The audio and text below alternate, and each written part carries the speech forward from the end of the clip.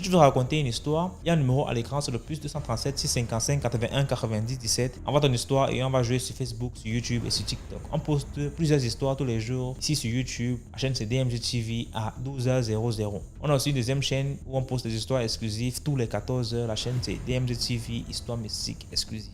Donc je t'invite à t'abonner et à nous suivre sur Facebook, sur YouTube et sur TikTok. Sur TikTok, on fait les directs tous les mercredis et les vendredis à 20h00 heure du Cameroun. Donc voilà. Donc si tu as une histoire à raconter, laisse ton histoire déjà sur WhatsApp et on va poster ici. Donc on va commencer avec la première histoire. Bonjour DMG, bonjour la famille. Aujourd'hui, au moins, si on se repose, j'ai le temps de raconter beaucoup d'histoires. Sinon, après, avec le travail, tu n'as même plus le temps de rien. Ok, cette fois-ci, mon histoire parle d'une cousine à ma maman. Une cousine à ma maman qui s'est mariée ici en ville, mais dont ses parents se retrouvaient au village. Une très belle femme, elle avait un teint tout jaune comme une rouquine, mais elle n'était pas une rouquine. Donc son teint était tellement jaune, c'était tellement joli à voir. Et là, elle s'est mariée ici avec un monsieur en ville. Maintenant, une année après, la femme est tombée enceinte, elle a fait un bébé. Le bébé était tout beau, tout bien potelé, un joli bébé. La femme a dit à son mari, que depuis moi, on m'a mariée, que je suis venue ici, je ne suis pas allée voir mes parents. Donc, je vais aller voir mes parents au village, je vais aller les saluer et les présenter mon premier enfant. Le monsieur dit, ok, il n'y a pas de souci. Donc, la femme s'est apprêtée comme ça. La semaine qui a suivi, elle s'est rendue au village chez ses parents pour aller leur présenter l'enfant. Quand la femme est là-bas, est arrivée chez ses parents, parce que c'était une cour familiale, une grande cour familiale où tout le monde a sa porte, mais vous voyez tout ça, vous faites tout ensemble. C'était une cour comme ça. Et quand elle arrive, il y a 3 vieilles dans la cour.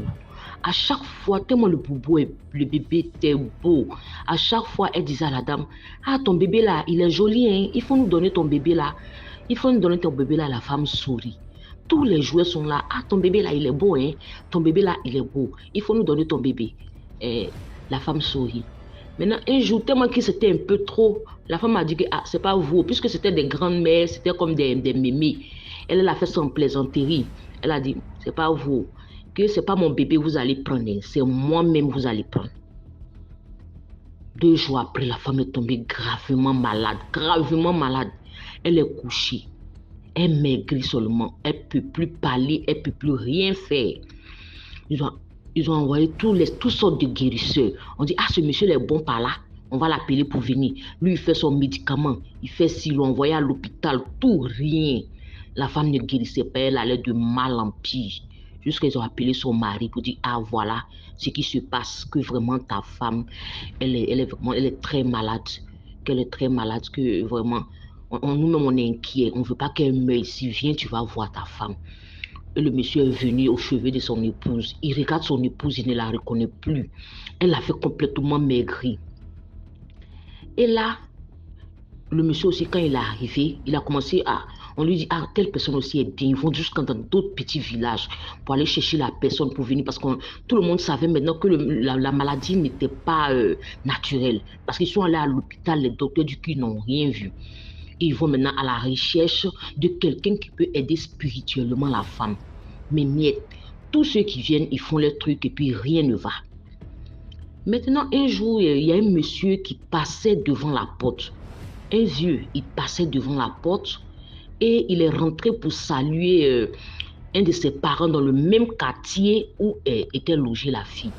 Et quand la femme est venue, quand le vieux est venu net, il a salué la dame, ils ont causé un peu et tout ça. La dame dit, papa, Dieu merci, tu es venu, que tu es bien arrivé, que vraiment, qu'il y a notre voisine d'à côté qui est gravement malade, que sa maladie n'est pas naturelle, que je te demande pardon, il faut aller la voir pour voir ce que tu peux faire pour elle. C'est ainsi que le vieux est rentré dans la cour et quand il a regardé la dame, il a remué la tête et il a commencé à rire. Il a dit à la dame qu'il n'y a pas des gens qui t'ont dit des paroles bizarres ces temps-ci. La dame est restée là, elle ne peut pas parler, elle remue la tête. Son mari la regarde, elle ne dit rien, elle remue la tête, elle dit qu'elle ne voit pas. Le monsieur a commencé à sourire. Il dit que c'est pas grave. Que moi, je vais faire ton médicament. Que quand je vais faire ton médicament, 5 francs, on ne me paye pas. que c'est des sorciers qui sont sur toi, que mais tu as dit une parole qui t'a attaché, que tu t'es donné à eux au fait, que voilà pourquoi tu es autant malade, que c'est même pas toi ils voulaient, que mais la parole que tu as dite là, la parole t'a compromis. Donc, c'est pour ça, c'est toi maintenant, que c'est comme si tu t'étais donné en sorcellerie au fait. Que mais moi, je vais faire mon médicament. Que quand je vais faire mon médicament, que 5 francs, tu ne vas pas payer. Que c'est ceux-mêmes qui t'ont attaqué, c'est ceux-mêmes qui veulent te manger là. C'est eux qui vont venir, moi, me payer. C'est ainsi que le monsieur a fait son médicament et tout ça. Ils ont lavé la femme avec, elle a bu aussi et tout. La femme a commencé à se lever, elle a commencé à se lever. Jusqu'elle se portait bien maintenant.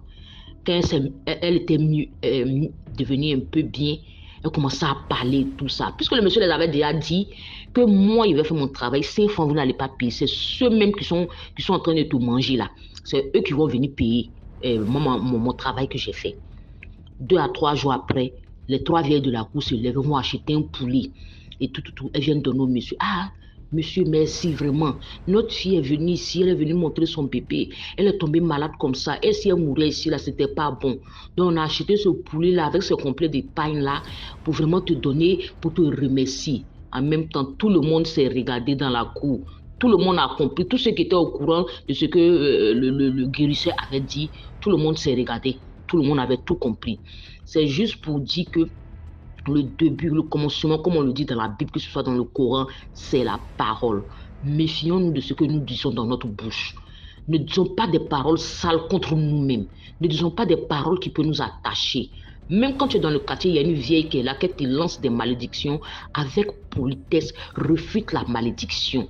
Tu refuses gentiment la malédiction sans insulter la vieille ni sans l'offenser, mais tu refuses sa malédiction.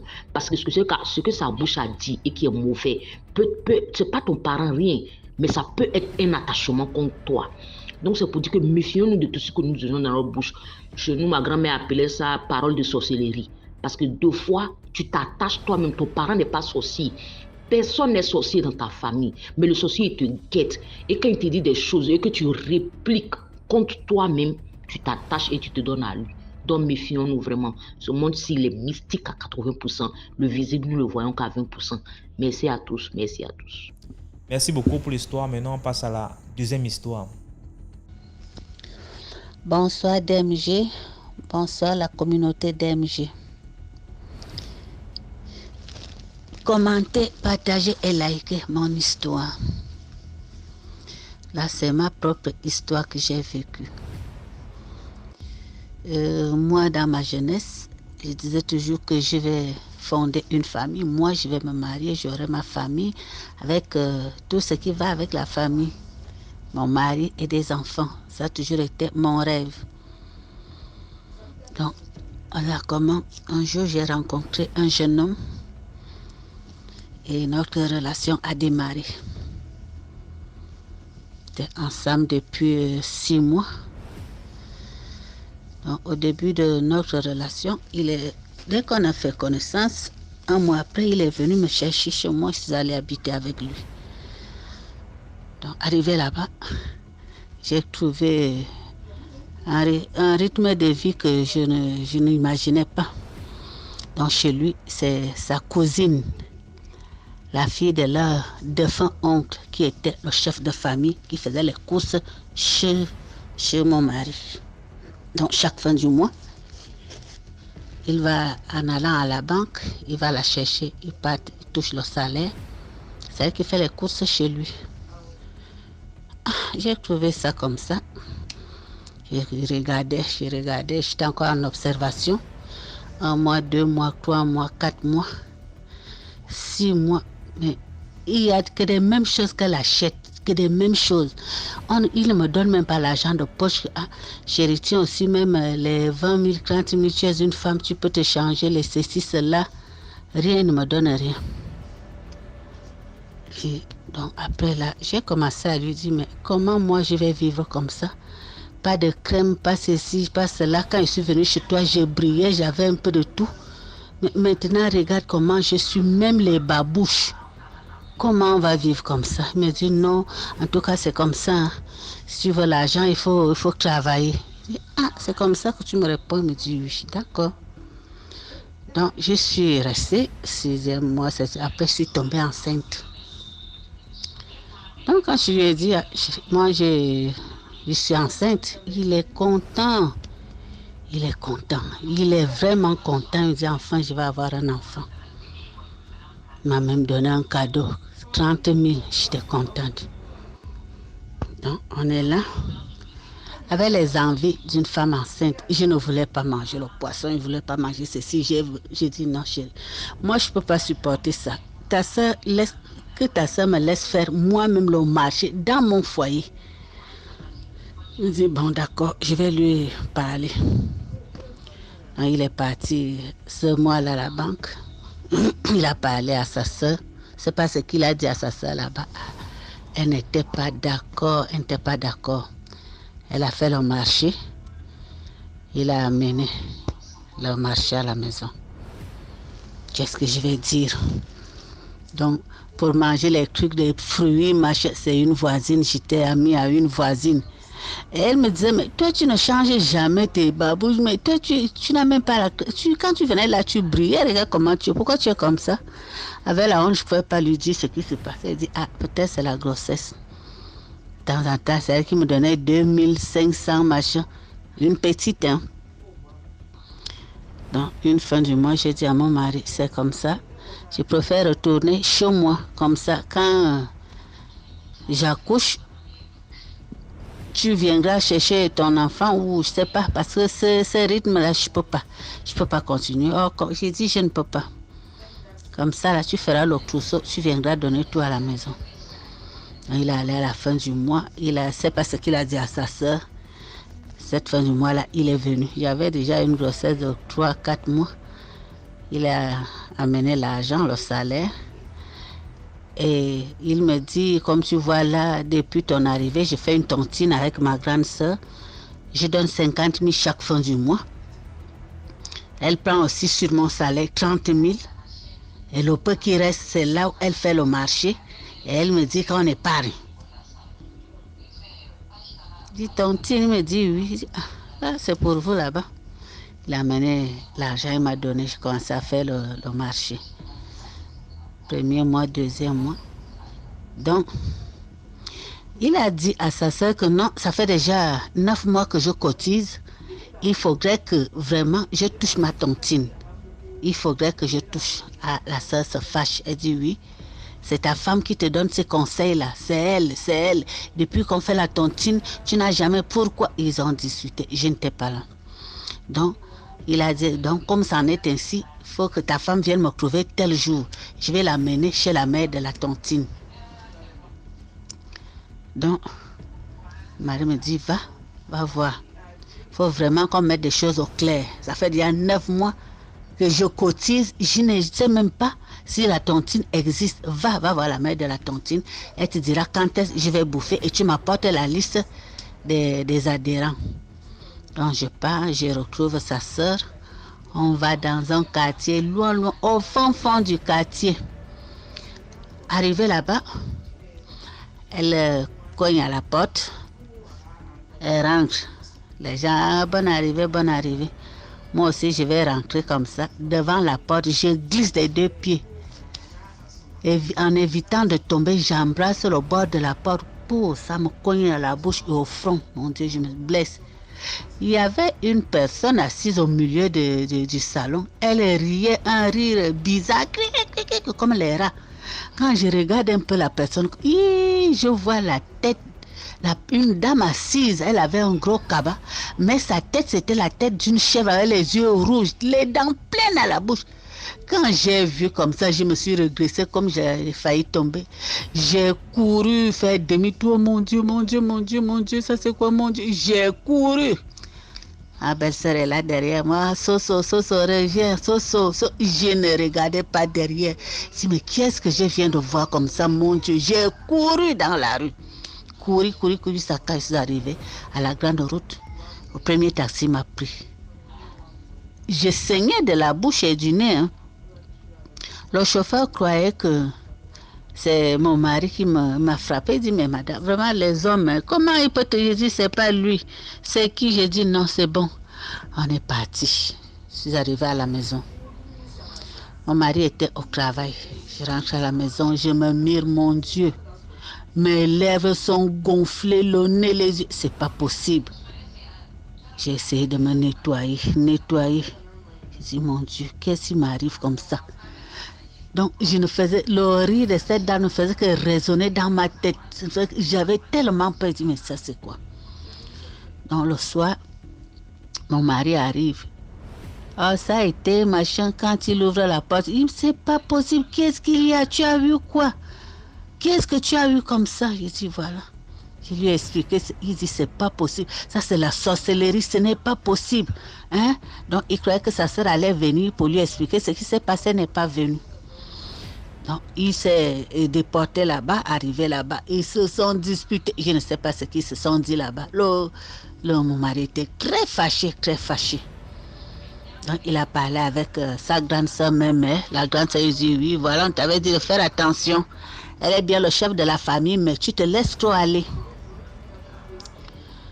Donc, il est revenu. Donc, au fait, la tontine elle-même n'existait pas. Elle escroquait son frère. Donc, moi, je n'avais rien à dire. Donc, on est resté là. Donc, sa soeur là ne savait pas que j'étais enceinte. Vers 6-7 mois, je ne sais pas ce qu'elle était venue faire à la maison. Elle a dit, donc tu étais enceinte. Ta femme est enceinte, tu ne me dis même pas. Hein? Ta femme est enceinte, tu ne me dis pas. C'est pas possible. Ça, c'est quoi, c'est ça? Hein? Elle a parlé. En tout cas, je dois la présenter à tonton.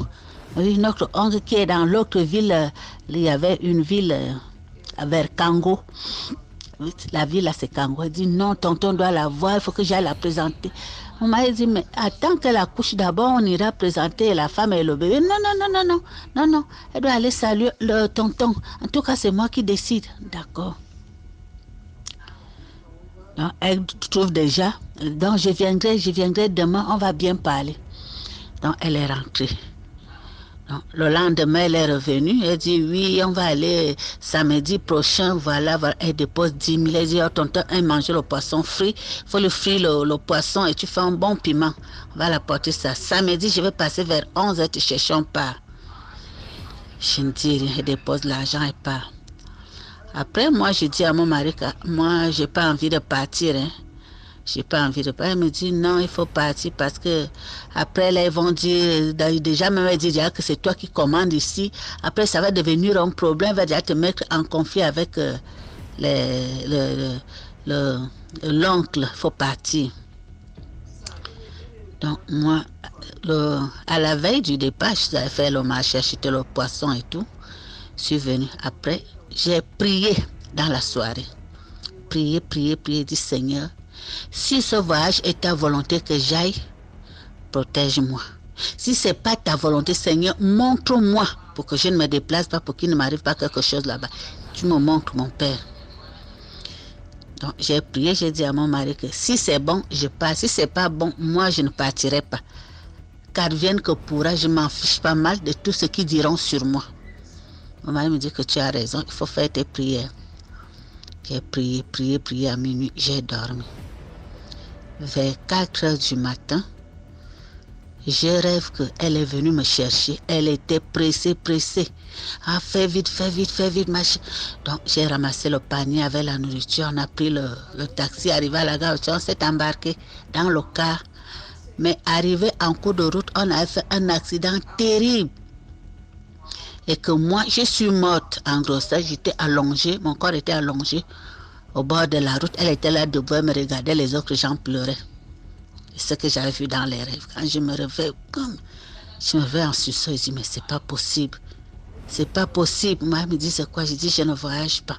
Je ne pars pas ce voyage-là, je ne pars pas. Même si ça arrive que tout le monde se sépare à cause de ça, je vais rentrer chez moi. Je suis fatiguée, je ne pars pas, je ne pars pas ce voyage-là. Il me dit, en tout cas, tu as fait ta prière, tu es libre de décider. Hein? Tu es libre, je ne peux pas te forcer d'aller, jamais. Moi-même, je ne suis vraiment pas d'accord pour ça, mais Marie me dit, en tout cas, comme tu as dit que tu ne pars pas, elle va venir là vers 10h, 11h, comme elle a dit. Tu ne pars pas, tu restes. Donc, maman, lui, il est allé au travail. Moi, je suis restée là. Après, elle est venue. J'avais déjà frit le poisson bien tout. Je dis, quand elle viendra, elle va prendre le panier à la porte. Quand elle est venue, elle vient comme ça, avec un taxi déjà pour m'embarquer direct, on prend la course. Elle arrive au Soso, tu es déjà prête, fais vite on part, hein. Tu as déjà fait le poisson, mais je dis, moi je ne pars pas. Il me dit, pourquoi? Pourquoi j'ai dit, moi, j'ai pas envie d'aller, je ne pars. Tu ne pars pas, pourquoi? Voilà ce que je n'aime pas. Hein? Mon frère s'est engagé avec toi sans d'abord sans d'abord consulter la famille. On t'a même pas encore étudié. Tu es déjà enceinte. Elle a beaucoup parlé. C'est pas possible. Elle dit, en tout cas, j'ai dit, je ne pars pas. Elle a parlé. Oh, si tu n'étais pas enceinte, je devais te tirer de force. Ça ne se fait pas, ne me tiens pas tête. Dans cette famille, c'est moi qui commande. Elle a tout dit. Non, je n'avais plus rien à dire. Elle a ramassé le panier. On va voir ça. On va voir comment tu vas rester ici. Comme tu es venu là pour venir commander mon frère, pour venir bouffer son argent. À peine arrivé, tu es déjà enceinte parce que tu veux le bloquer. Elle a pris le panier, elle est partie. J'avais mal au cœur, j'ai dit, mon Dieu, je ne sais même pas dans quoi je me suis embarquée, même dans quoi. Je suis même où, qu'est-ce qui ne va pas. J'étais là, j'étais vraiment mal à l'aise. Donc, elle est partie. Marie est revenue à midi pour voir si j'ai voyagé ou pas. Il m'a dit, enfin tu as tenu tête. J'ai dit oui, il dit, elle a beaucoup parlé. Elle a dit ça, elle dit on s'en fout. Je m'en fous, il me dit, tu es la 3e femme. J'ai déjà eu 2 copines avec qui je voulais me mettre. Elle les chasse. Il n'y a que toi qui tiens peut-être. C'est bon. Je ne sais pas ce qu'elle me veut de toute la famille. C'est moi qui suis maintenant comme si c'est moi son esclave, comme s'il avait de l'emprise sur moi. Donc, elle est partie. Vers 17h, sa fille vient. Oh, tantine, tonton est où? Je dis, il n'est pas encore venu du travail. C'est pas possible. Hein, je veux qu'il m'accompagne à la mort. Je dis, mais il y a quoi? Il me dit, maman, la voiture qui les a embarqués à 11h, elle a fait un accident grave en route. Il y a eu beaucoup de morts. Hein? Donc, on va aller regarder dans la liste si elle est décédée aussi, ou bien si elle est hospitalisée. Il faut qu'on aille à l'hôpital là-bas. Il dit, moi, je suis fatiguée. Attends ton oncle. Il dit, non, il va me trouver à l'hôpital. Il m'en va chercher. Peut-être elle a eu que des fractures quelque part. Donc, mon mari est venu. Je lui ai parlé. Il me dit, c'est pas possible. Comment ça? Il dit, oui, sa fille était là. Elle est partie à l'hôpital général. Mon mari l'a suivi. Et aussitôt, il est parti la chercher. Chercher. Et ils l'ont retrouvée. Donc, elle n'est pas morte sur le coup, mais elle a été vraiment fracturée de partout, et les côtes, et les cuisses, machin. Donc, elle était en réa. Mon mari revient là-bas, il me dit, c'est pas possible. Le Seigneur t'a vraiment bien montré ce voyage. Ma soeur, elle a des mauvaises pensées envers moi. Je ne peux pas dire que c'est toi qu'elle en veut, c'est moi qu'elle en veut. Parce qu'elle est jusqu'à ce niveau, tu es l'enfant d'autrui. Elle n'a pas fait la sorcellerie sur toi. Dit que là-bas, je ne l'ai même pas vue passer là en rien. On ne nous a pas permis de rentrer là-bas. On est revenu là-bas. Il est revenu et on est resté. Toute la famille est sur le choc. C'est pas possible. Elle a fait là-bas 1 semaine après, elle est décédée. C'est que j'avais la chair de poule. On m'a dit, tu vois, elle voulait te faire tuer avec mon enfant. Hein? Elle voulait te faire tuer avec mon enfant. Donc voilà, quand on a fait les obsèques, on l'a enterré, c'est passé. Mais sa fille est fâchée contre moi. Comme mon mari avait raconté la situation à sa maman, à ma belle-mère, ce qui s'est passé, la fille dit, donc c'est pas qui a fait comprendre ça à sa fille. La fille dit non, tata devait aussi me dire comme ça, devait aussi dire à maman, comme ça maman n'allait pas voyager, pourquoi elle a laissé maman partir. Mon Dieu, donc c'est à moi la faute maintenant. Donc sa fille-là m'a gardé rancune au moins 20 ans. Cette fille-là ne me parlait pas. On se retrouve dans des cérémonies dans la famille. Elle m'appelait même la sorcière. La sorcière. Donc, la morale de cette histoire est qu'il faut vivre dans la prière. En toute chose que l'on peut faire, invoquer d'abord Dieu, demander à Dieu. Tout le monde peut avoir le discernement. On met Dieu devant. On met Dieu devant. Et surtout quand quelqu'un te cherche mystiquement et que toi tu ne connais pas et que toi tu n'as même pas de mauvaises pensées envers cette personne, Dieu va te protéger et le sort qu'il veut te lancer va retourner contre elle-même. Donc voilà, il faut prier. Tout ce que l'on fait, prions. Ayons tous la croyance en tout ce que l'on fait. Donc voilà mon histoire. Merci. Merci beaucoup pour l'histoire. Maintenant, on passe à la troisième histoire. Ok, bonjour, bonsoir. Et compte tenu du temps à laquelle vous recevez aussi ce message, TMG, vraiment, Dieu te bénisse et du courage encore pour tout ce que tu fais.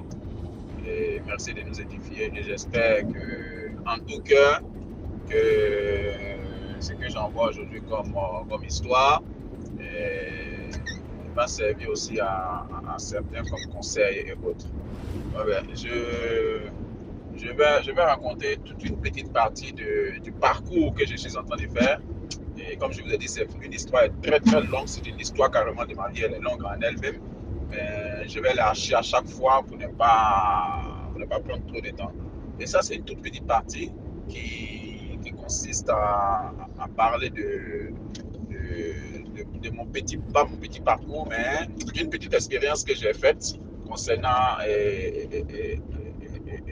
certaines activités ou certaines réactions, ou disons, oui, certaines réactions qu'ont eu mes amis de classe.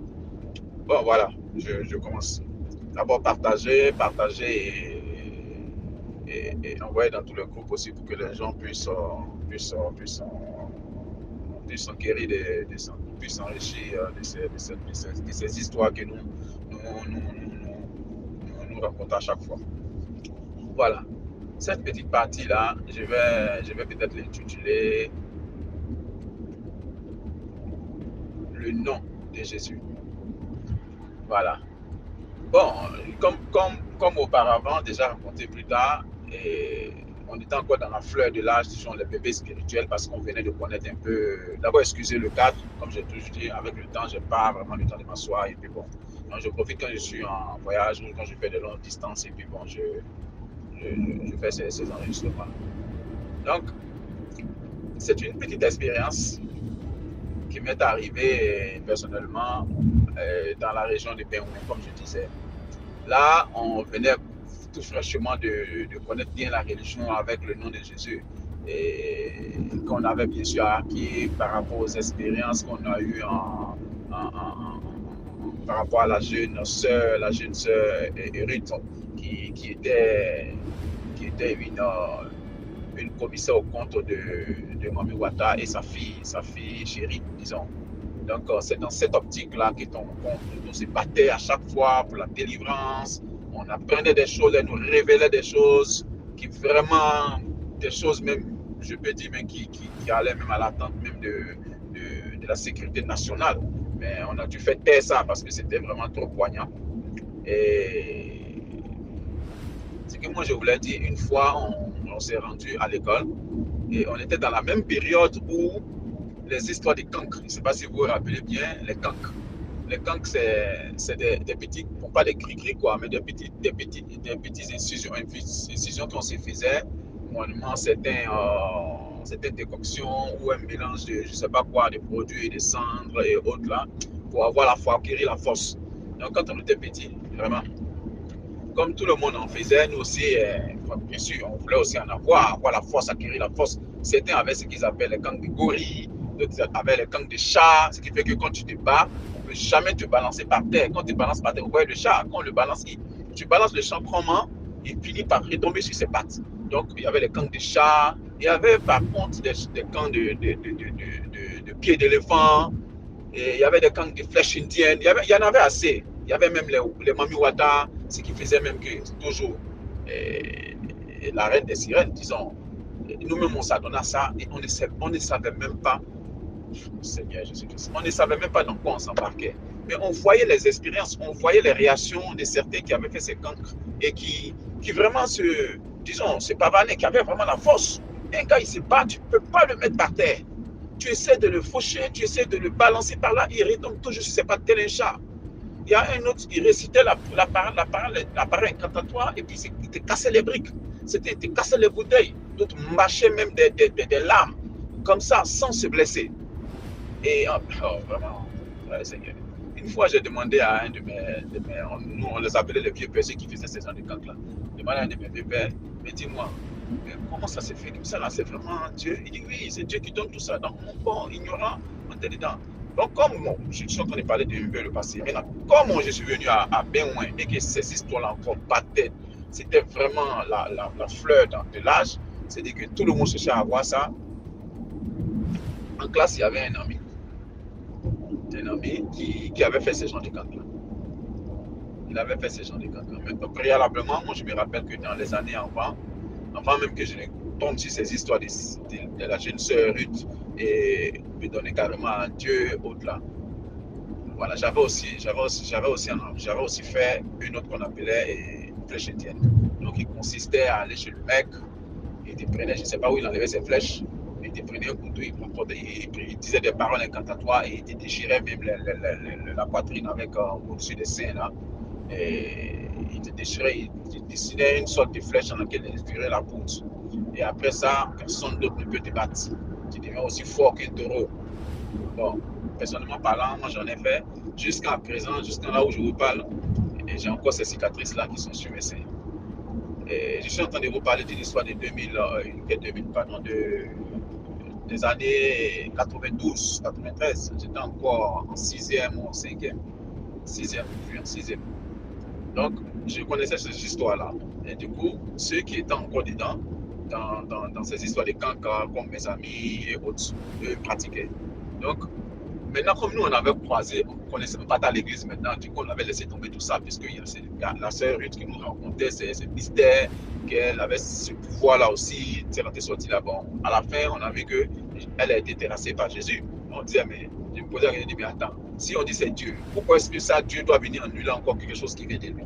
D'accord? C'est comme ça, je me dirige un jour, j'étais avec un de mes amis qui s'appelait Patrick, et en classe, il y avait un autre frère, un autre ami là, qui était vraiment dans les camps. Tout son corps était gâté, tel des tatouages.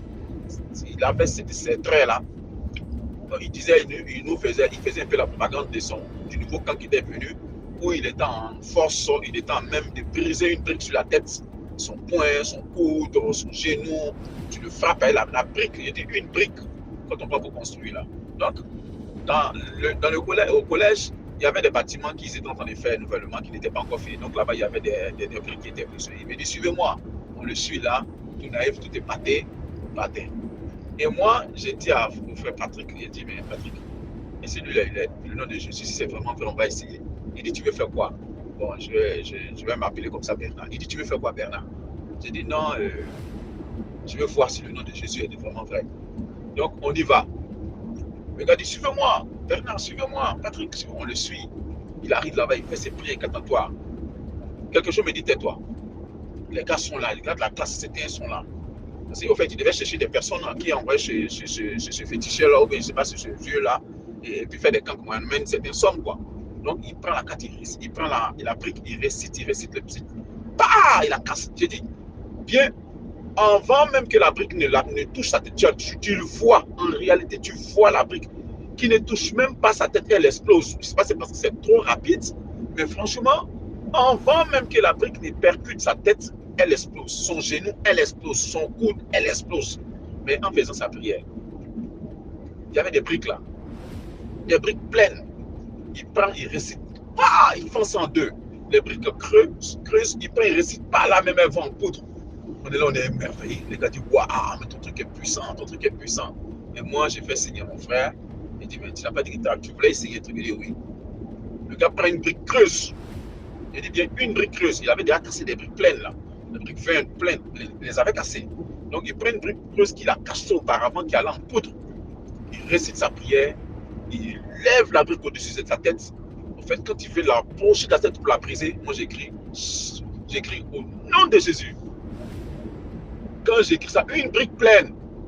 Il dit, on était tous présents quand on a entendu un bruit vraiment de des fracas, crac, comme si c'était son cerveau, comme si c'était son crâne qui avait pris un coup.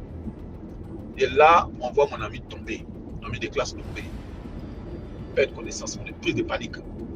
Tout le monde regarde le Rémi. Il y a quoi? Qu'est-ce que tu as? Et quand il revient à lui, la seule parole qu'il a pu dire, il me dit, Bernard, tu m'as tué. Il dit, mais je t'ai tué comment? Tu dis que ton cancre est puissant. Et vous avez dit que c'est Dieu. Vous ne pouvez pas faire ça si ce n'est pas Dieu. Bon, moi j'ai dit Jésus. Je ne sais pas. Il dit, non, pourquoi tu as prononcé Jésus? Il dit, mais aïe, Jésus c'est comme un nom de tout le monde. Il y a des gens qui s'appellent Jésus. Donc je ne sais pas pourquoi est-ce que tu dis que je t'ai tué. Il dit, non, il ne faut pas venir prononcer ça ici. Il ne faut pas garder mon cancre. Il ne faut pas que je garde son cancre. Et Patrick et moi, on y va. On s'est ramassé, comme on dit, on est rentré en classe. Le mec ne m'a plus jamais parlé. Et là, ceux qui devaient avoir comme, je ne sais pas, disons victimes, si je peux appeler comme ça, il a perdu ce jour-là plein de personnes qui ne lui ont plus accordé la crédibilité et de cette force-là, au culte-là. Et tout en sachant moi-même la réalité de la chose, puisque j'avais encore les séquelles sur moi, je me suis dit que c'était des conditions. C'est pour dire que dans les écoles, chez parents, il y a beaucoup de choses qui se passent. Et tout ce qui s'assène, je suis en train de vous parler de 2012. Et j'ai dit 2012, de 1992. Et ces genres de trucs-là existent jusqu'à présent. Quand tu vas sur TikTok, tu vas sur les choses, tu vois même certains qui font des vidéos, qui parlent, même la société ne se cache plus. Avant, on nous bernait avec l'histoire de dire que c'est Dieu qui donne ça, c'est Dieu qui fait ça. Mais comment ça se fait que si c'est même Dieu qui donne ces choses-là, quand il prononce le nom de Jésus, c'est une chose précise de nous. C'est juste pour vous dire que faisons attention et éduquons nos enfants. Éduquons nos enfants. Et je vais encore revenir sur une autre histoire qui parle de veiller sur les enfants. Étant parents. Hier, on était parents. Hier, on avait des parents. Aujourd'hui, nous sommes parents.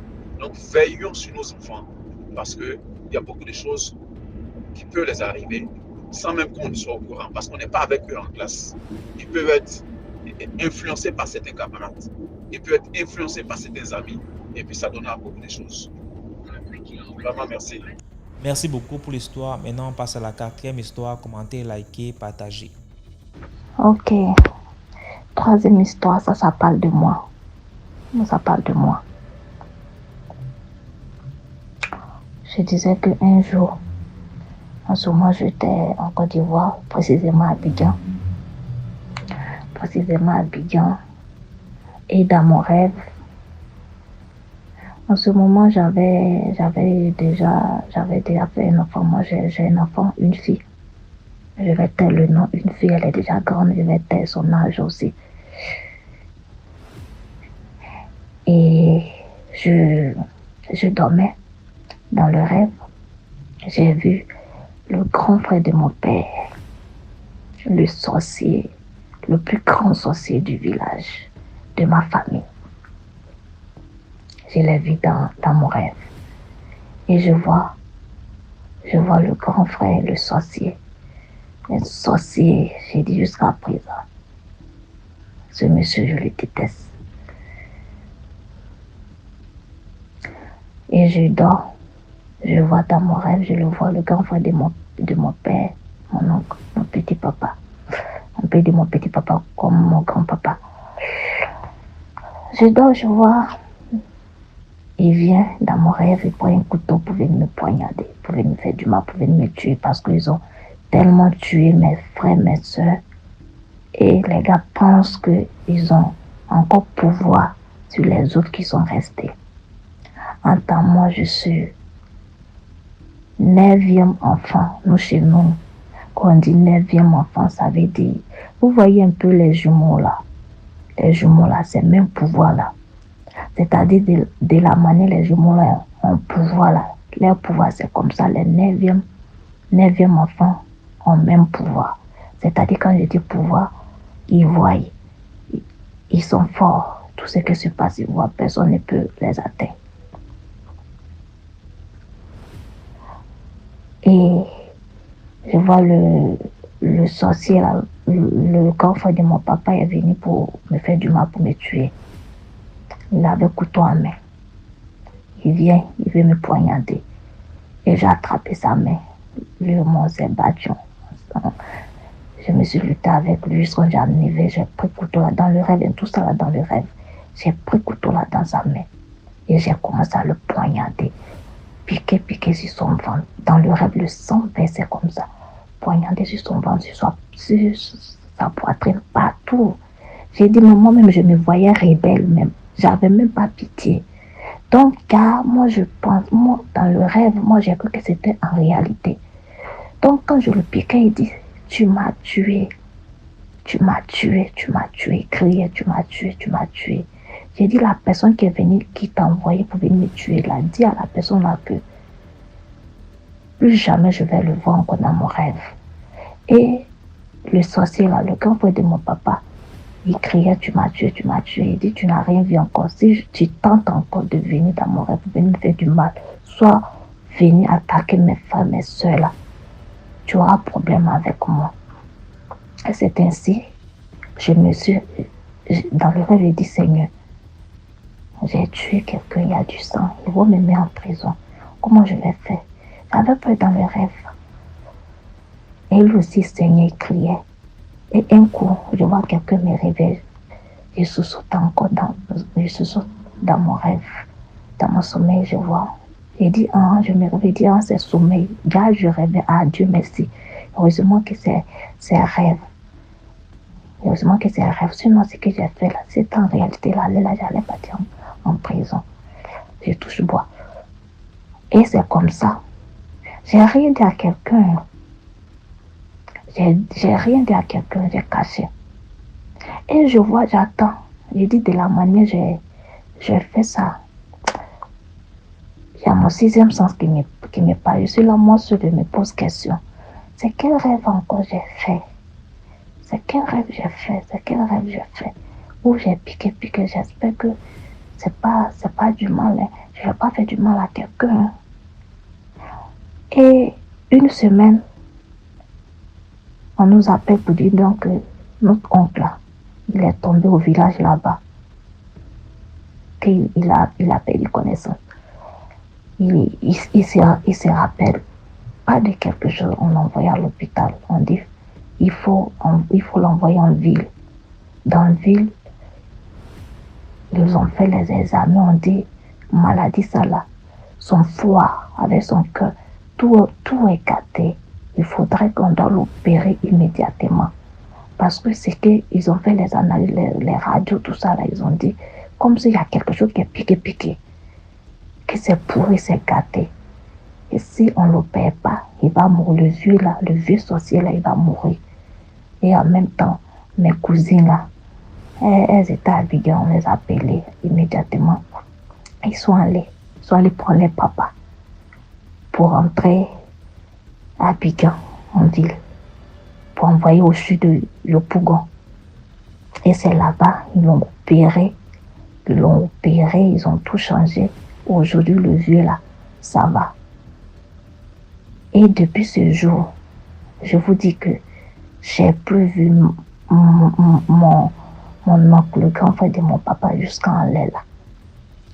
Je ne l'ai plus vu. J'ai dit ça à ma mère.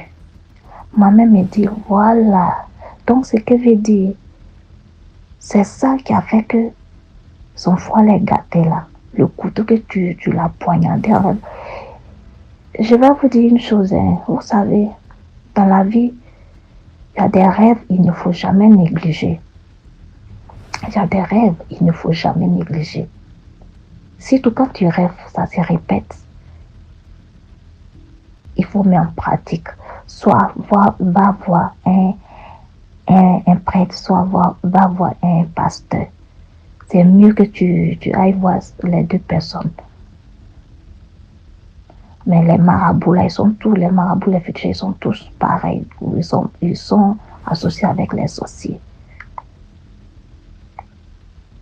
Donc en ce moment, moi, j'étais une personne, je partais à l'église, mais pas trop, je ne me donnais pas à fond. Moi, j'avais mon truc dans ma tête. J'étais toujours l'allée. Quand on dit l'allée, ça veut dire quelqu'un qui est tout le temps parti. J'étais dans mes dégagements. C'est dans mes dégagements, j'ai aimé le show, j'ai aimé la vie. Mais je ne fais pas les sales choses. Je ne fais pas. Quand quelque chose veut arriver, je sais immédiatement. Je vois. Et puis, je vous dis que depuis ce jour-là, ce sorcier-là, mon oncle, je ne l'ai plus vu. Une fois, je suis allée au village. Il m'a vu comme ça. Je suis allée le saluer. Je dis, le vieux, il a baissé sa tête. Il a baissé sa tête jusqu'à ce que je me suis... Je lui ai dit, mais papa, pourquoi tu abaisses ta tête? Il dit, non, comme sa tête lui fait mal, c'est pourquoi il a baissé sa tête. Mais moi, j'ai su que c'est faux. Il n'arrive pas à me regarder parce qu'il connaît qui est devant lui. Donc, sa fille aussi, c'est une sorcière. Il a initié sa fille. Donc, sa fille aussi, sa fille a quitté en Côte d'Ivoire jusqu'à là où moi je suis. Pour venir me faire du mal. Et je l'ai vu, j'ai vu sa fille. J'ai appelé immédiatement. Une fois, je l'ai vu, une fois, deuxième fois, troisième fois. Bombarder la prière. Prière. Immédiatement, j'ai appelé ma mère. J'ai appelé ma grand-soeur. Ma grand-soeur, il dit, laisse, appelle la vieille, dis à la vieille, tant. Il ne faut pas négliger, dis à la vieille qu'elle n'a qu'à aller dire à notre cousine, plus jamais je vais la voir dans mes rêves. Et ma mère, comme elle, c'est une mère qui est très fragile. Ma mère, elle est très fragile. Tellement qu'elle a perdu beaucoup d'enfants. Donc, petites choses qu'on l'appelle. Souvent même là, j'ai même pas envie de lui parler des choses que je vois. Parce que quand je vais lui parler là, la vieille là, elle va s'agiter. Donc, pour ne pas qu'elle s'effraie, je lui dis pas certaines choses. Plus grave que ça, je lui dis pas. Donc, quand j'ai dit à ma grand-soeur, jusqu'à sa fille, même la sorcière là, le sorcier, sa fille, il a initié sa propre fille. Et comme lui, il est venu dans mon rêve depuis autant 2000, je pense 2002 ou bien 2004, il ne m'a pas eu là. Il ne peut plus venir parce qu'il a failli perdre la vie. Donc lui-même là, il passe même plus à côté de moi. Donc du coup, ils ont envoyé les filles pour venir jusqu'à... Vous savez que les sorciers là, eux là, ils ne payent pas billet d'avion, ils ne payent pas voiture, ils ne payent rien. Même si tu as combien de centimètres, combien de kilomètres, ils vont s'envoler, ils vont aller là-bas. Moi, je suis tellement loin. Et la sorcière, ma cousine sorcière vient dans mon rêve. Moi, je l'ai vue une fois. J'ai rien dit, j'ai prié. J'ai vu 2 fois, j'ai rien dit. Troisième fois, là, il dit non. Ça là, c'est sûr. Moi, je me connais. J'ai appelé immédiatement ma mère pour lui dire, ma mère, la pauvre femme là, elle est prise. Moi, ma mère là, c'est une personne. Elle est partout. Je vous dis en même temps. Elle est dans la prière. Elle prie. On voit fétiche. C'est-à-dire, comment je peux appeler ça? Elle a vu le travail qui est rapide. Tu vois, elle croit en Dieu, mais pas 100%, 50%. Mais elle va à l'église, elle va consulter féticheur pour voir la vie de ses enfants. Parce qu'elle était beaucoup traumatisée. Ils ont tué ses enfants. Beaucoup, on lui a fait du mal. Donc du coup, elle a vu les choses qui est rapide pour ne pas qu'elle paie encore enfant. Donc, quand je lui ai dit là, elle allait chez le marabout au village. Le marabout dit, voilà, tu as une fille, elle-même n'a pas expliqué. Hein. Elle dit, tu as une fille qui est hors d'Abidjan, qui est très loin. La fille là, vous avez le grand frère de ton mari, sa fille. Aller jusqu'à là où elle est là, aller la tuer. C'était fait de giga là, fait d'igname, nous on appelle fait de giga, fait d'igname. C'est là les gens tuent les personnes pour fêter. C'est dans ce moment-là qu'elle voulait me tuer, elle voulait me sacrifier, ils voulaient me sacrifier pour faire les fêtes. C'est elle, ils ont envoyé pour venir jusqu'à là où je suis pour venir me faire du mal. Et moi je l'ai vu plus de 3 fois. Et j'ai commencé à crier sur elle dans le rêve. Elle n'arrive même plus à parler. Elle avait fermé sa bouche. Je me suis battue même avec elle. Et comme, vu que je l'ai vue son visage était démasqué là. Donc du coup, elle a perdu pouvoir. Elle n'a plus de pouvoir devant moi.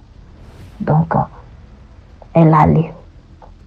Donc, lorsqu'elle est arrivée, lorsque j'ai dit à ma mère allez consulter, on dit non que tout ce que ta fille a dit, c'est vrai. Ta fille là, c'est une personne qui est très forte. Elle a un esprit qui est fort, puis sa tête est très dure. Ta fille là, elle n'est pas une simple personne. Que elle-même là, elle connaît beaucoup de choses, elle voit beaucoup de choses. De ta fille là. En tout cas, le jour n'était pas là, il ne faut pas négliger. Qu'il faut acheter. Ils ont dit même à ma mère de payer cabré, chèvre pour faire sacrifice. J'ai dit à ma mère, j'ai dit moi je crois en Dieu. Je crois en Dieu. Je suis très loin de toi, mais ne t'inquiète pas. Tout ce que moi je te demande, il faut prier. Les petits chefs, le coco, tout cela, moi je ne les calcule pas. Maman dit non, toi tu veux dire quoi? Tu fais la tête. Moi je dois faire ça, moi je ne peux pas rester. Je dis maman, je ne peux pas aller contre ta parole. C'est toi qui es ma mère. Elle me dit de l'envoyer l'argent. Elle va faire. J'ai dit à ma grand-soeur, elle dit, tu connais ta maman, si tu n'as pas envoyé là, elle ne va pas dormir, elle va pleurer. Donc pour le respect pour ma mère, mais en tant que moi de mon côté là aussi, je priais.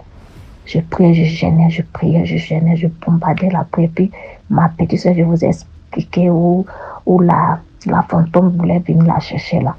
Elle aussi, elle est dans catholique. Elle est baptisée, on elle prie beaucoup. Elle au moins on priait, elle m'aidait à prier. On bombardait la prière, j'aime tout ça là. Donc, une semaine après, j'attends ma cousine qui voulait me faire du mal là. J'attends que son neveu, son grand frère, le fils de son grand frère est décédé.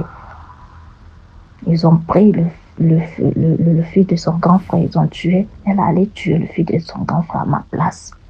J'ai dit, gloire à Dieu, Dieu est merveilleux, Dieu est grand. Moi, je ne vais pas mourir. Non, j'étais là. Et je fais un rêve, je vois le sang sur moi, je fais un rêve. C'est comme s'ils ont tiré sur mon frère, je touche mon frère, je vois sang. J'ai dit, merde, c'est quelle sorcellerie ça, mais vous êtes vaincu. Je me suis levée la nuit là. J'ai bombardé. J'ai envoyé à la personne, j'ai dit, la personne qui veut me faire du mal, en tout cas, je n'ai pas loupé. J'ai rêvé, j'ai gêné, j'ai rêvé, j'ai gêné. Je gêne, je prie, je gêne, je prie, je gêne, je prie, je gêne, je prie. Jusqu'à une semaine après, j'attends. Le neveu est décédé. Il n'a rien eu comme ça. Pour une simple mot de tête, là, il est mort. Et ça m'a même me dit, ma fille, vraiment, si j'étais là comme avant, je n'allais pas perdre mes enfants que j'avais perdus avant. J'ai dit à ma mère que c'est la prière. C'est la prière aussi, Dieu me protège. Et puis, j'ai un esprit fort qui est derrière moi aussi, il me protège. C'est-à-dire, je vais être avec quelqu'un, vous comprenez, je vais être avec quelqu'un. Je suis en train de marcher avec toi, c'est que tu penses là. Tu penses faire, si c'est malédiction là, si c'est mal là, je sais déjà. Et je vais te détailler, voilà ce que tu dis, voilà ce que tu dis, tu vas être étonné.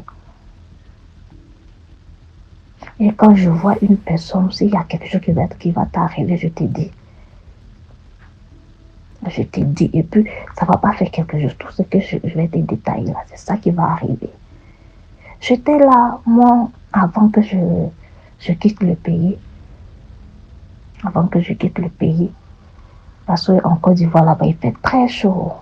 Quand j'étais en Côte d'Ivoire, il faisait chaud, J'étais là, j'étais couchée. J'étais couchée au dehors. Comment on le dit le coin là? À la terrasse. J'étais couchée et puis mes soeurs, mes frères, mes neveux, les gars dormaient dans la chambre. Moi, j'étais couchée à la terrasse.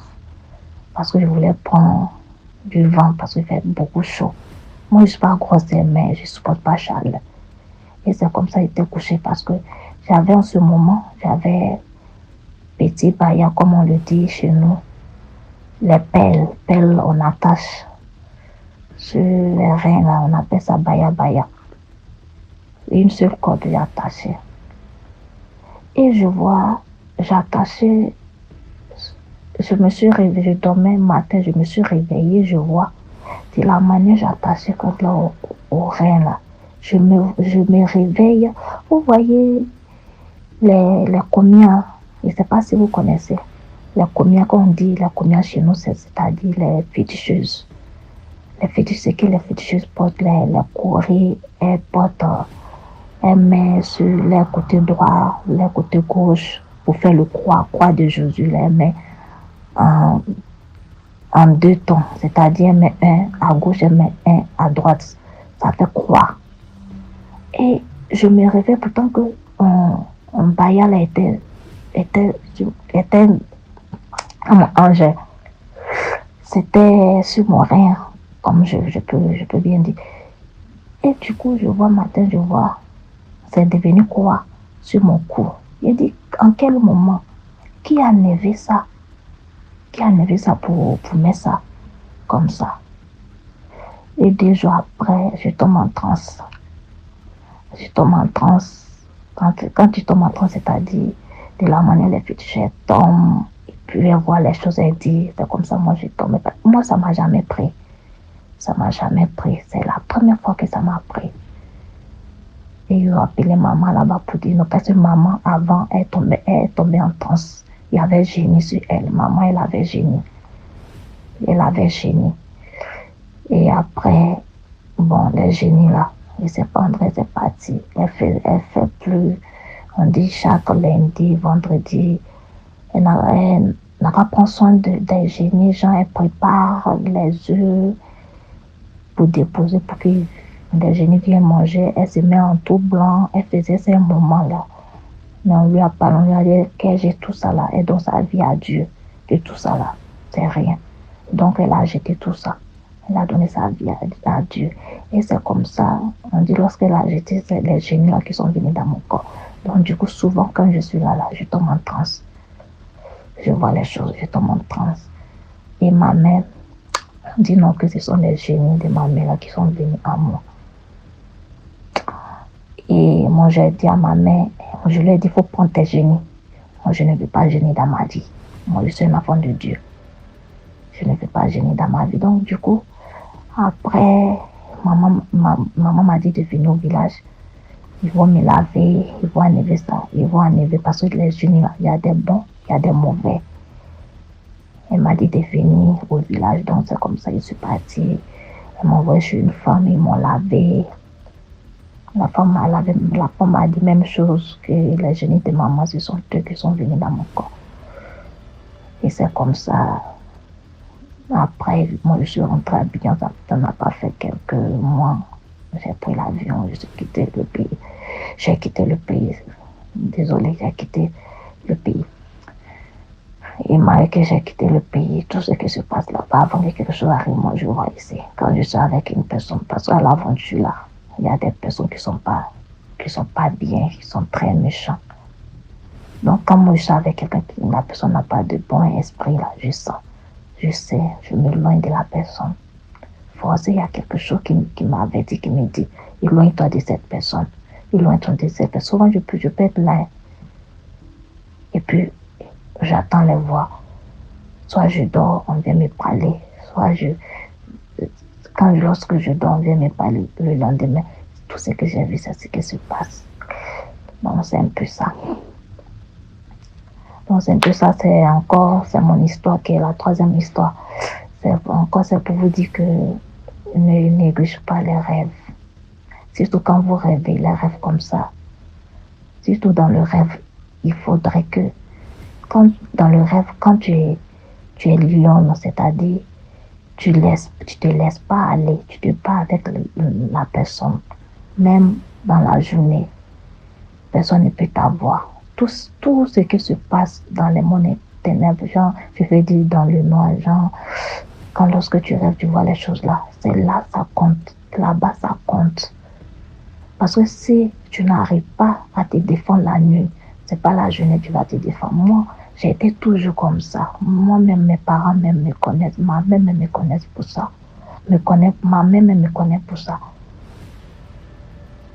Quand il y a quelque chose dans ma famille, je ne suis pas la première fille, mais on m'attend d'abord. Il faudrait que je donne mon OK d'abord. C'est comme ça. Quand je dis ça là, ne fais pas, on ne fait pas. Quand je dis ça là, on fait, on fait. Parce que quand je dis quelque chose, c'est ça. Il ne faut pas discuter. En plus, même quand une personne m'énerve et je parle contre la personne, c'est que je dis là, c'est ce qui va t'arriver, ça va t'arriver. Donc, je fais tout possible pour ne pas m'énerver contre la personne. Et puis, quand la personne me provoque, je lui dis, c'est pas la personne. Moi, je ne fais pas du mal à quelqu'un, mais seulement que je ne veux pas que tu te dis non, oui, c'est là, c'est qui, elle est qui. Quand tu connais pas quelqu'un, il ne faut pas juger la personne, il ne faut pas être méchant, il ne faut pas dire n'importe quoi contre la personne. Parce que tu ne sais pas ce que la personne a, tu ne sais pas comment la personne est. La personne peut te faire du mal, soit la personne peut te créer des problèmes. Donc c'est comme ça un peu la vie. C'est juste pour vous dire que soyez sages et puis considérez votre rêve. Quand vous rêvez là, priez. Priez et mettre en pratique et ne néglige pas la prière. Tout ce qui se passe dans le rêve là, c'est ce qui se passe en réalité. Donc c'est un peu ça. Donc je vais m'arrêter là. Merci beaucoup. Bye. Merci beaucoup pour l'histoire. Maintenant, on passe à la 5e histoire. Toujours laissez un like, s'il vous plaît. Laissez un like. Salut DMG, salut la team, salut à toute la famille DMG. Alors, je viens aujourd'hui pour vous raconter quelque chose que je vis en ce moment, que j'observe en ce moment. Je sais pas, bref, les mots. Hein. Alors, vous savez, je suis une mère, donc les enfants viennent, la plupart du temps, ils grandissent devant moi. C'est de partout, c'est les Tchétchènes, c'est les Espagnols, c'est les Italiens. Moi, j'ai toujours eu le monde entier chez moi. J'ai connu un petit couple, un jeune petit couplet. Ils se sont retrouvés parce qu'ils n'ont pas eu de famille. Les deux, chacun a vécu à la DAS. Et il devait avoir à l'époque, dans les 17 ans, vraiment le petit amour de jeunesse là et tout. Ils venaient manger à la maison, je les apprenais c'est quoi la sauce d'arachide, comment on appelle les mafés, tout ça. Ils aimaient le piment et tout, ils étaient là, oh la daronne, la daronne. Alors ce petit couple, ils sont restés ensemble, hein, même à la rue, partout, ils ont essayé de fonder des trucs et tout.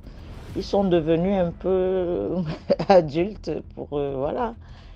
Donc on est toujours dans le sud et tout. Alors je pense que entre-temps, ils dormaient un peu chez les potes par-ci, les potes par-là, vous savez. Finalement, bon, les foyers par-ci, par-là, mais quand on est un jeune petit couple, on ne peut pas être ensemble dans un foyer hein, d'accueil, voilà. La petite était tombée, a eu le retard il y a 2 fois de suite. Elle était allée à l'hôpital, voilà, faire ce que vous connaissez, parce qu'elle n'avait pas de stabilité avec son mec, voilà. Donc, dernièrement, parce qu'aujourd'hui, elle a 22 ans, le garçon 23 à peu près. Ils sont vraiment de presque la même année. La fille, donc, comme on disait, elle a déjà fait passer 2. Maintenant, ils ont pris un appartement. Hein. Alors, je leur ai toujours dit, la jeunesse n'est pas une excuse. C'est pas parce qu'on est jeune qu'on fait des bêtises. Allez, il faut assumer. Peu importe l'âge, il faut assumer les enfants. Donc, bien, ils sont partis tranquilles. Ils voulaient faire la stabilité. Ils ont pris un appartement. Ils ont meublé. Ils ont pris tout le temps. Finalement, ils m'ont annoncé. Après, on m'a dit, wow, elle est enceinte et tout. Enfin, ils vont commencer la vraie vie. Ils vont fonder leur propre famille. Ils n'en ont jamais eu, les pauvres chéris. Jamais. Donc les deux, ils étaient contents. Cette fois-ci, on a notre maison et tout. On a meublé la grossesse. Le mec, il va passer le permis et tout. Vraiment, ça avait poussé. Hein. C'est vrai, tu vois les jeunes changer comme ça devient des adultes. le langage change, il y a des projets, ça fait chaud au cœur. Alors, moi j'étais au courant que la petite était presque à terme. Je me rends compte que mais ça fait à peu près 3-4 mois, on ne vient pas me dire, la daronne, bah, écoute maman, voilà, et le petit est arrivé et tout. Moi je savais que c'était un garçon. Ils avaient fait la chambre, ils avaient mis le nom, il appelait déjà dans le ventre et tout, hein. Le petit bougeait, ils étaient contents, ils étaient heureux. Tout le monde, vraiment, vraiment, toute la petite bande, on avait la larme à l'œil de voir qu'ils étaient en train de, voilà quoi, de faire leur petite famille. Donc tout le monde était là. Alors le petit, oui, ça va. Alors le petit, oui. Vous savez, les petits jeunes là, hein, ils se la pètent avec leur truc et c'était légitime. Ça fait 3-4 mois, ça n'entre pas dans mes oreilles, quoi. Finalement, je demande au fiston, mais au fait, comment ça se fait, j'ai pas de nouvelles, hein? La daronne, oui, mais le petit, alors ça se passe les jeunes parents. Alors ça se gâte. Voilà l'histoire. La fille avec son gros ventre et son chéri se couchent une nuit. Ils se réveillent. Le problème qui est là, en fait, je vais revenir dessus. Hein. Il faut qu'on suive l'histoire. Ils se couchent une nuit. Ils se réveillent un matin. Ce matin-là ne veut pas dire qu'ils se sont réveillés le lendemain matin, mais ils se sont levés un matin. La fille a les abdos.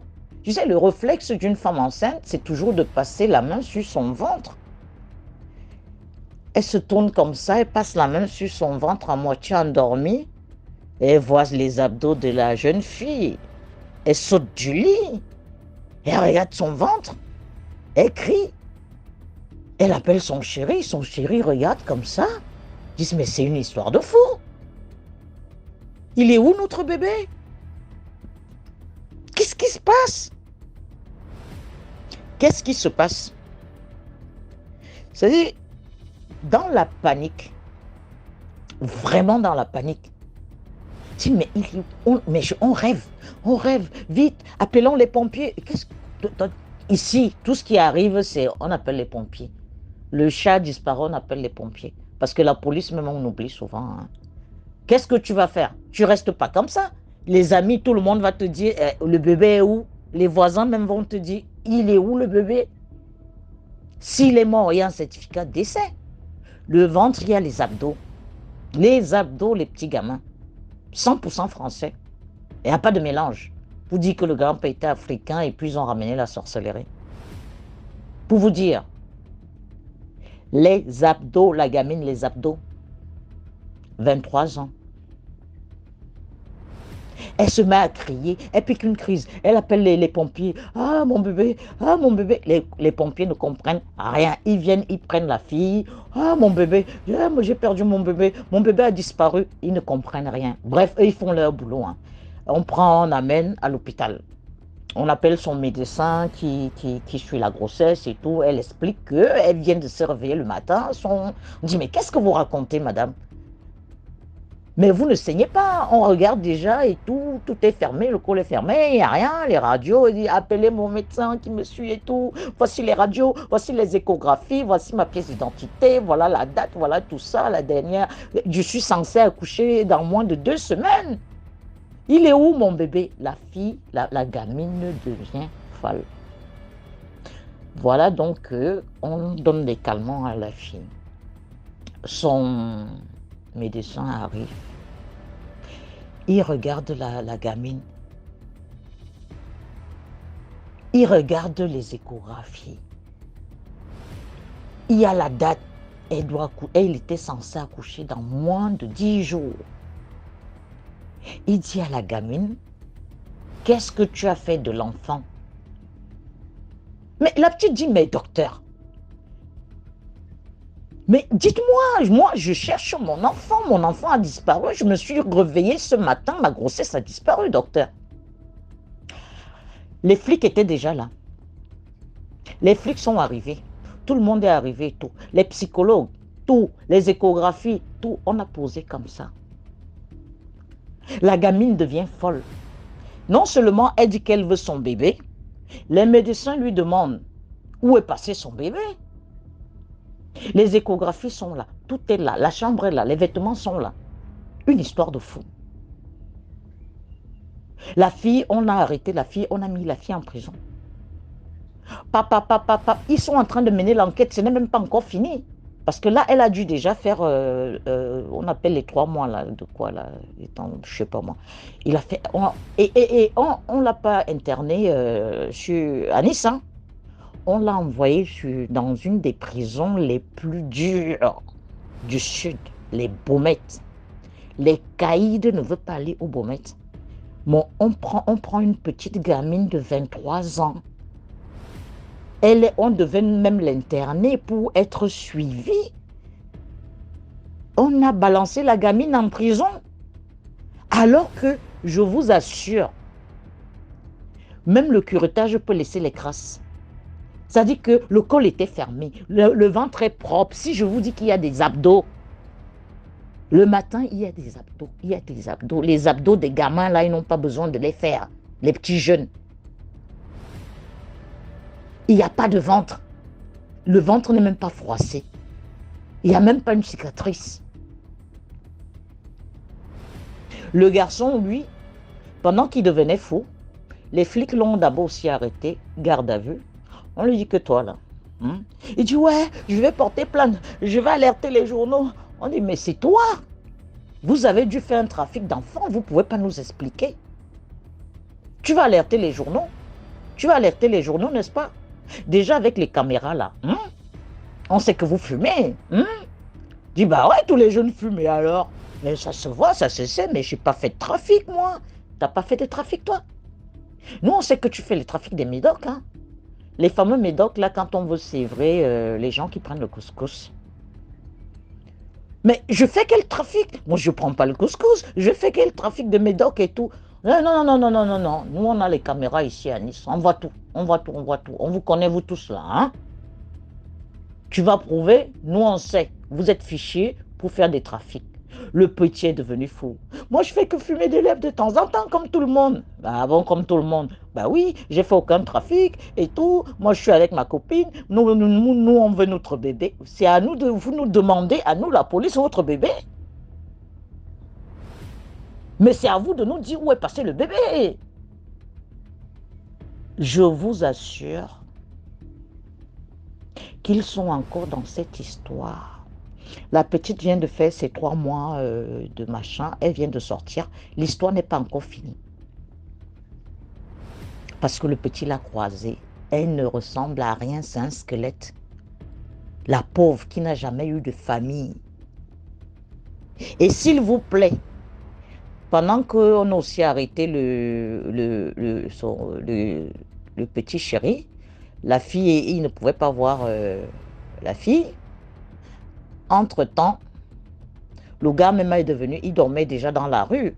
Il dormait dans la rue parce qu'il ne se souvenait plus du jour où parce qu'il essayait de remonter. Quand il parlait, on lui posait des questions. Il s'est rendu compte qu'il ne se souvenait plus du jour où ils ont dormi et du jour où ils se sont réveillés et à l'heure. Vous voyez ce que ça veut dire? Ça veut dire, tu dis, oui, c'était quel jour alors? Ah, je sais pas. Comment ça, tu sais pas? Tu vois, quand tu pousses la chose, tu vois que le temps a manqué à ces gamins. C'est ça qui les rend fous. Et les médecins qui te disent, vous voulez dire que c'est les petits gris? Une soucoupe est venue et vous a porté et vous a pris votre bébé. Vous allez nous sortir ce bébé. La petite aussi et son mari qui disent, on veut notre bébé. Où il est passé? Il est passé où le bébé? Le bébé est passé où?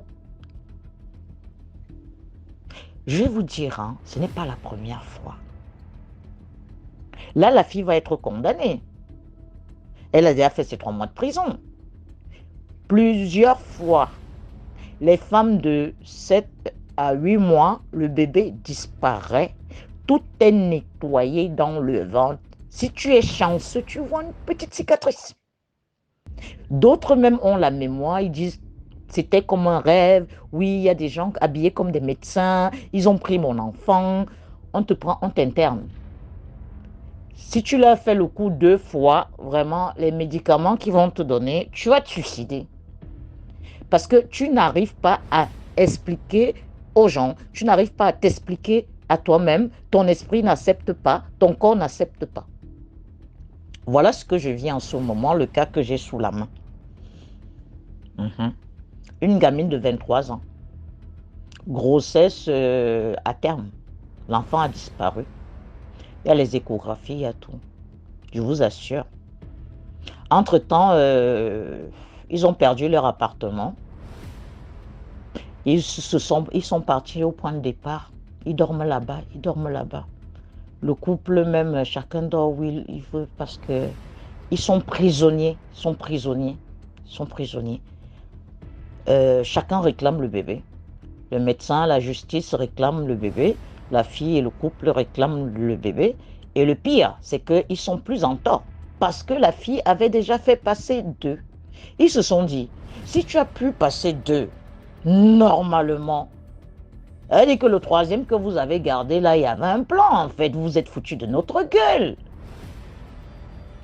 Je dis, mais non, on a gardé, on a pris la maison, on n'était pas prêts.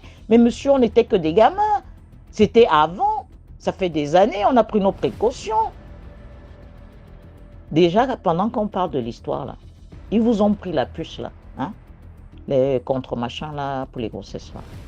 Ils ont refilé ça sur l'épaule de la fille, en attendant, au cas où c'est un trafic déjà, là, pour s'assurer déjà qu'il n'y ait plus une histoire pareille. Je vous assure que la gamine, il faudrait que je la voie parce qu'en tant que mère, les enfants de la rue, là, vivent des choses, il n'y a personne pour... à part laisser, à part leur dire qu'ils ne sont pas faux, à part les laisser pleurer, qu'ils parlent, vraiment écouter déjà, vraiment, je vous assure. Ce problème-là n'est pas fini, la gamine est encore dessus. Le petit couple est parti en vrille, ils sont à moitié fous, ils ressemblent à rien. Et le problème n'est pas fini. Le problème n'est pas fini.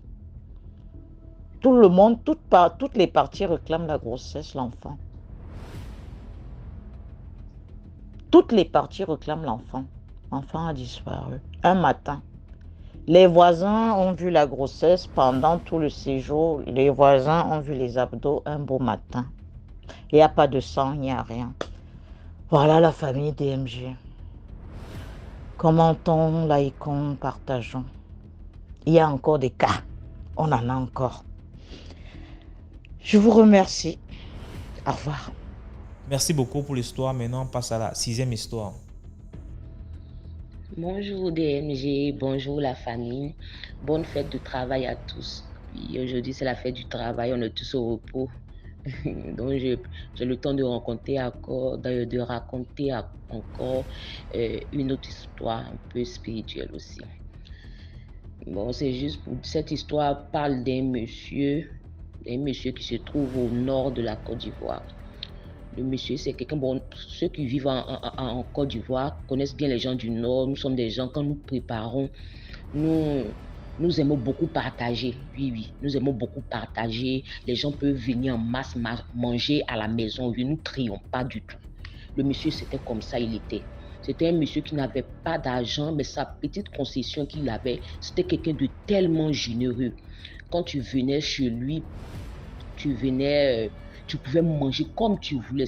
Même quand des gens avaient des problèmes, même si c'est 1000 francs il avait, qu'il pouvait t'aider, il t'aidait avec 500 francs, il gardait 500 francs. C'était quelqu'un de vraiment, vraiment, vraiment généreux. Et voilà, un jour, lui et son ami, tellement que la pauvreté avait pris le dessus dans leur vie, ils décident de prendre une mauvaise décision. Tous les deux décident d'aller faire un travail pour pouvoir avoir de l'argent. Bon, chez nous, en malinké, on appelle ça le travail du poulet noir. Ça veut dire qu'ils vont faire le travail le poulet marche et il rentre dans le feu et puis il se consume dans le feu jusqu'à ce qu'il meure complètement. Voilà, après ça, la personne a de l'argent. Mais quand ils finissent ça, on leur dit, vous avez tel nombre de vies. C'est comme ça on appelle ça le travail du poulet noir. Et lui et son camarade, tellement que la pauvreté avait été trop, ils ont pris la mauvaise décision d'aller le faire parce qu'ils voulaient s'en sortir. Et voilà, ils arrivent chez le monsieur, ils envoient un poulet noir, chacun d'entre eux envoie un poulet noir. Le monsieur avec lequel ils sont allés faire le travail leur dit que le poulet noir va marcher, il va rentrer dans le feu. Que quand s'il rentre dans le feu, s'il se consume, c'est que ton travail a marché. Mais après ça, il va te dire le nombre de vies qu'il te reste. Ils disent d'accord, ils ont pris le risque, tellement ils voulaient s'en sortir, ils n'ont pas réfléchi. Ils ont fait le travail. Que, mais pour celui qui dévie, que c'est que pour lui n'a pas marché. Et lui et son camarade ont envoyé le poulet noir. Tous les deux poulets noirs ont commencé à marcher, mais pour son ami a dévié. Il n'est pas rentré dans le feu. Mais pour le monsieur est rentré dans le feu, le poulet s'est consumé. Après ça, le monsieur a eu beaucoup d'argent. Mais il était tellement généreux, le tréfonds de son cœur était bien. C'était un monsieur qui aimait l'être humain, qui aimait les gens. Il aimait les enfants de tout le monde. Il ne faisait aucune différence entre ses enfants et les enfants des autres. Maintenant, il a continué à aider les gens. Oui, c'était pas l'argent qu'il avait eu, l'argent d'une mauvaise manière, mais il continuait toujours à aider les gens. Le tréfonds de son cœur n'a pas changé. Il a aidé tellement de jeunes au village. Il a aidé beaucoup de jeunes au village. D'autres même sont allés en Europe. Il a payé les études de d'autres. Même son meilleur ami pour lequel il n'a pas réussi, c'est lui qui s'occupait de la famille de son meilleur ami. C'est lui qui faisait tout. Il a payé les études des enfants de son meilleur ami. Et le monsieur lui avait donné un nombre de temps à vivre. Maintenant, un jour, quand le monsieur lui a dit complètement, voilà, tu vas mourir en telle année, dans tel jour. Donc le monsieur était dessus, il savait, il avait fait déjà un pacte, mais il savait qu'il allait partir. Et l'année arrivait, le nombre de jours arrivait. Donc lui qui a fait le travail l'a appelé, que je t'avais dit que voilà, tu vas mourir tel jour dans telle année. Le moment est arrivé, parce que chaque année, il partait renouveler le pacte. Chaque année, non, excusez-moi plutôt, je me trompe. Chaque année, il partait renouveler le pacte. Le monsieur lui a dit que le jour qu'ils vont venir, il va venir avec le poulet noir. Et que le poulet noir va refuser de rentrer dans le feu. C'est cette année-là, il va mourir plus tôt. Donc, quand le monsieur est parti avec le poulet noir et que le poulet noir a marché, cette fois-ci, il n'est pas rentré dans le feu, il a dévié le feu. Le monsieur lui a dit que je t'avais prévenu. Je t'avais dit que l'année où le poulet va dévier le feu, que c'est cette année-là plutôt tu vas mourir. Voilà. Que tu vas mourir dans une semaine comme ça, qu'il n'y a rien à faire là-dessus. Que moi, ça fait plus de 20 ans que je fais ce travail, c'est comme ça que je t'avais déjà prévenu. Le monsieur dit qu'il n'y a pas de souci. Pour lui, c'était un sacrifice qu'il faisait pour sa famille parce que là, il savait qu'il ne voyait pas son devant ni son derrière, comme on le dit chez nous en Côte d'Ivoire, parce que toute sa famille était pauvre. Il n'y avait pas un frère qui avait reçu rien. Donc, il a fait ce sacrifice pour lui, pour toute la famille. Et le monsieur rentre à la maison, puisque chez nous, tu peux prendre jusqu'à 4 femmes et un pont du laitier, il avait jusqu'à 2 femmes et puis ses enfants. Il appelle sa femme et ses enfants, il les fait asseoir, il commence à leur donner des consignes. Il ne leur dit pas effectivement ce qui se passe, mais il commence à leur donner des consignes. Il leur dit voilà comment il faut être, qu'il faut qu'ils évitent beaucoup de choses, qu'il faut que vraiment ils continuent d'aimer les gens. Il ne veut pas que même après sa mort, ses enfants soient méchants. Il veut qu'ils continuent à avoir la main sur le cœur. Il a donné beaucoup de conseils. Ses femmes étaient surprises, elles se sont regardées, elles n'ont rien compris, mais elles n'ont rien dit. Et le jour J arrivait, le jour J est arrivé, le monsieur n'est pas mort. Le monsieur a attendu une semaine après, il n'est pas mort. Et il retourne chez le féticheur, il va voir le féticheur, il lui demande que mais toi tu avais dit que si le jour J temps arrive, que après que le poulet est dévié, que je devais mourir, que mais je n'ai rien compris, pourquoi moi je suis toujours encore là. Le féticheur regarde le monsieur et dit vraiment je n'ai rien compris, que moi ça fait 20 et quelques années que je fais ce travail là, ça n'a jamais raté, parce que quand tu fais ce travail c'est un pacte que tu as signé, quand ça arrive il faut que tu meurs, que mais ce qui est derrière toi vraiment est très fort, est plus puissant que ce que moi je fais, que parce que jusqu'à présent, toi tu es encore à vie, que ce qui te protège est plus puissant que ce que moi je fais. Et le monsieur est parti comme ça, il n'est pas décédé. Mais en tout cas, la richesse qu'il avait est tombée. complètement. Le monsieur s'est retrouvé aussi pauvre qu'avant. Il n'avait plus rien. Toutes ses affaires sont tombées. Tout. Et le monsieur est resté comme ça pendant quelques temps. Maintenant, un jeune qui l'avait aidé, qu'il était allé à Paris, je crois, est revenu. Il cherchait le monsieur partout. Ah, on dit, ah, c'est ton vieux père là, que vraiment ça ne va pas chez lui actuellement, que toutes ses affaires ne marchent plus, que le monsieur est tombé, il ne fait plus rien. Et tout ça. Le monsieur dit, ah, que donc montrez-moi chez lui. Le jeune est parti, il a vu le monsieur, il dit, ah papa, que moi je t'ai donné mon numéro, si ça ne va pas chez toi, fallait m'appeler, tout ça. Le vieux dit que, ah, moi je n'ai même pas pensé à ça. Le monsieur a enlevé des millions. Il a donné au monsieur que je veux que tu redémarres tes affaires, que je veux que tu redeviennes comme tu étais, que parce que tu es un papa, tu es trop bon. Tu es le papa de tous les enfants de ce village, que tu nous as trop aidés. Que je veux que tu redémarres ton affaire, que et puis il ne faut pas t'inquiéter. Moi, je vais construire une maison ici encore plus grande et plus belle que dans celle que tu étais et que tu vas rester. Voilà la fin de mon histoire. Le monsieur a repris ses affaires. Il est redevenu prospère. C'est pour dire que ne jugeons pas les gens. Celui qui va rentrer au paradis, là, nous ne savons pas. La manière que Dieu a de nous aimer, nous ne savons pas. On peut croire que quelqu'un est sur la bonne pente, pendant que Dieu peut-être ne voit pas ça comme ça. On peut croire que quelqu'un est sur la mauvaise pente, pendant que le tréfonds du cœur de l'être humain, en fait, c'est ça le plus important. La prière, elle est très bonne, oui. Mais quand tu pries et que toi, tu finis sur ta natte de prière, ou bien tu finis à l'église, ou bien quoi, et tu t'en vas faire du mal à ton prochain. Donc, c'est un peu comme de l'hypocrisie, au fait. Mais quand le tréfonds de ton cœur est bien, le tréfonds de ton cœur est propre, ce qui signifie l'être humain, l'humanité, l'amour de ton prochain, quel qu'il soit, tu l'as. Quel que soit dans ce que tu es, Dieu peut te sauver parce qu'il t'aime. Il veut que tu reviennes tout simplement à lui. Peut-être que tu as un comportement où, oui, tu as fait quelque chose qu'il n'a pas aimé. Mais tout ce qu'il veut, c'est que tu reviennes à lui. Et c'est ce miracle-là que Dieu a fait dans la vie de ce monsieur. Parce qu'il avait un tréfonds qui était très propre et qui était très bon. Donc, mes frères et sœurs, c'est vrai, prions. Oui, prions. Mais sachons vraiment ce que c'est que vraiment être un être humain. Voilà, passons pas notre temps à détruire les autres. Aimons tout le monde. Aimons tout le monde. Regardons deux fois à côté de nous. Peut-être que toi, tu manges du riz 100 francs. Tu trouves que Dieu ne t'a pas peut-être béni. Mais il y a quelqu'un à côté de toi qui ne peut même pas avoir du riz 25. Merci beaucoup. Bonne soirée à la famille. Voilà, c'est tout pour aujourd'hui. Si tu aimais la vidéo d'aujourd'hui, laisse un commentaire, commente, partage, invite plusieurs personnes à venir liker et à s'abonner. Ce qu'on fait, c'est pour sensibiliser. On se prend demain pour une nouvelle vidéo. Ciao, portez-vous bien, surtout priez avant de dormir.